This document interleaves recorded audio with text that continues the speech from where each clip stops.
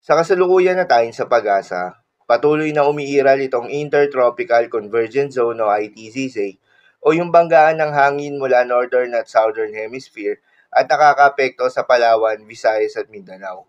Dahil dito ay asahan yung maulap na kalangitan na may kalat-kalat ng mga pagulan at thunderstorms.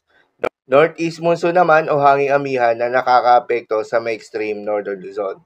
Dahil dito ay asahan yung maulap na kalangitan na may kalat-kalat na mga mahihinang pagulan. Habang sa nalalabing bahagi pa ng ating bansa kasama ng Metro Manila, ay asahan naman yung bahagyang maulap hanggang sa maulap na kalangitan na may kalat-kalat ng mga pagulan o thunderstorms na dulot ng mga localized thunderstorms. Magandang balita naman dahil ayon sa pag-asa ay wala tayong binabantayan na low pressure area o bagyo sa loob o malapit sa Philippine Area of Responsibility na maring makaapekto sa ating bansa.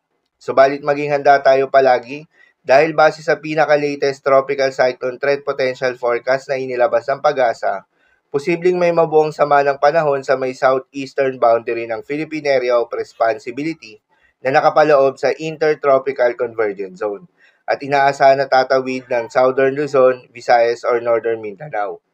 Ang nasabing sama ng panahon ay mababa pa naman yung tsansa na maging bagyo.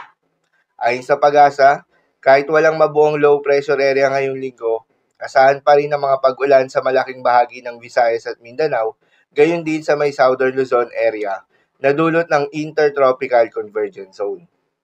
Para naman sa magiging lagay ng panahon ngayong araw ng Biyernes, dahil nga sa epekto nitong Intertropical Convergence Zone, asahan sa Visayas, Mindanao at Palawan ang maulap na kalangitan na may kalat-kalat ng mga pagulan at thunderstorms. Posible ang mga pagbaha o pagguho ng lupa due to moderate to at times heavy rains.